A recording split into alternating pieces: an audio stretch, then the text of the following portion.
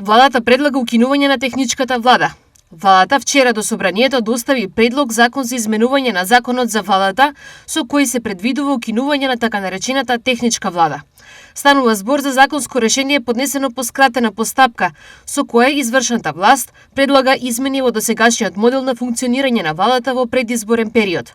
Според предложените измени се укинува обврската за формирање техничка влада, која досега се воспоставуваше 100 дена пред одржување на парламентарните избори. Од СДСМ денес ни соопштение остро реагираа на овој предлог закон. Нема зголемување на платите, нема мерки за подобар стандард, економијата тоне, снемува пари. А кога ќе снема пари во буџетот, ете ни избори. Се што Социјалдемократскиот сојуз на Македонија го посочуваше изминатиот период се потврдува.